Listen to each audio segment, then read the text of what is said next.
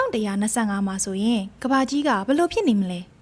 နောက်ထပ်နှစ်တရာအကြာမှာတင်းရဲမြို့ဟာတိုက်အမြင့်အထက်300ကြီးတွေတရားပေါ်ကမြို့တွေဒရက်စင်အစားအစာတွေရာသီဥတုကိုထိန်းညှိလို့ရတဲ့စနစ်တွေစတာတွေနဲ့ပြည့်နှက်နေမလားဒါမှမဟုတ်ပင်လယ်ရေမြင့်တက်မှုကြောင့်ကဘာမြေကြီးတွေပျောက်ကွယ်သွားမှာလား2025ကနေ2125အထိတရားစုကြာတဲ့နာဂတ်စီကိုသွားကြည့်ကြရအောင်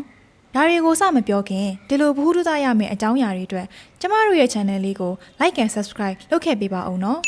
2125ခုနှစ်မှာလူသားတွေရဲ့နည်းပညာဘ ഹു တုဒတွေဟာ automatic စနစ်တွေနဲ့ချိတ်ဆက်သွားနိုင်ပါပြီ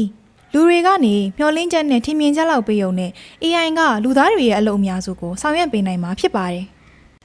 ဥပမာလူတွေကနေဆွေးနွေးအကြံပြုပေးုံနဲ့ပဲအိမ်တစ်လုံးကို automatic စနစ်နဲ့တိစောက်ပေးနိုင်မှာဖြစ်ပါတယ် Wow နည်းပညာတွေဟာငြိမ်ရိပ်တုတွေဖြစ်နေတာကြောင့်လူသားလား AI နည်းပညာလားဆိုတာခွဲလို့မရနိုင်တော့ဘူးဆိုတာတွေလည်းရှိလာနိုင်ပါတယ်။ကျမ်းမာရေးရှုထောင့်ကကြည့်မယ်ဆိုရင်2125ခုနှစ်မှာလူတွေဦးရဲ့ပြည့်မြတ်သက်တမ်းကနှစ်ပေါင်း120အထိတိုးလာနိုင်ပါတယ်။ CRISPR နည်းပညာနဲ့ဗီဇပြင်ဆင်မှုတွေကမျိုးရိုးဗီဇတွေအပေါ်မှာအကျိုးသက်ရောက်မှုရှိလာနိုင်ပါတယ်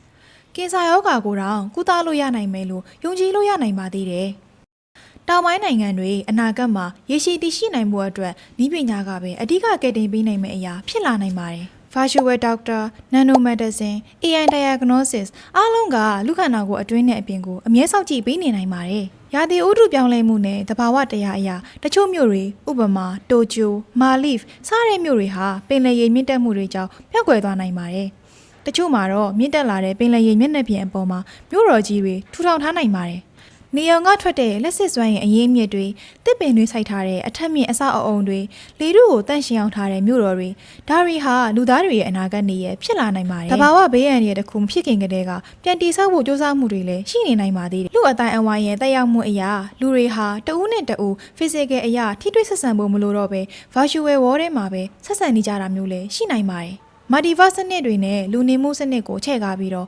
AI boss တွေကမိသားစုဝင်တွေလိုဖြစ်လာနိုင်ပါတယ်။ဒီကနေစပြီးလူသားတွေဟာအမှုပညာစိတ်ခံစားမှုမတူညီမှုတွေကိုပို့ပြီးတော့တမိုးထားလာကြပါလိမ့်မယ်။တကယ်လို့နည်းပညာကအရာအလုံးကိုလူသားတွေထက်ပိုပြီးကောင်းအောင်ဖန်တီးနိုင်မယ်ဆိုရင်လူသားတွေရဲ့ရည်ရွယ်ချက်ဆိုတာမရှိတော့ဘူးလား။ညီကုန်းချုပ်အနေနဲ့ပြောရမယ်ဆိုရင်2125ရဲ့ကဘာကြီးကတကယ့်ကိုအံ့ဩဖွယ်ဖြစ်နိုင်ပါတယ်။ဒါပေမဲ့အဲ့ဒီအနာဂတ်ဘယ်လိုဖြစ်မလဲဆိုတာလူသားတွေရဲ့ယနေ့ခေတ်လှုပ်ဆောင်မှုတွေအပေါ်မှာလည်းမူတည်ပါသေးတယ်။ပျက်စီးသွားမယ့်အနာဂတ်တစ်ခုလားဒါမှမဟုတ်တီထွင်မှုနဲ့နည်းပညာအခြေခံထားတဲ့တဘာဝအတိုင်းလှပနေမယ့်အနာဂတ်လားဘယ်လိုကဘာကြီးမျိုးဖန်တီးမယ်ဆိုတာကိုဒီနေ့မှာပဲသင်ကိုယ်တိုင်စတင်ဆုံးဖြတ်လိုက်ပါ။ကဲဒီနေ့ကစပြီးတော့အနာဂတ်ကဘာကြီးအတွက်အကျိုးပြုနိုင်မယ့်အရာတစ်ခုခုကိုစပြီးတော့လုပ်လိုက်ကြရအောင်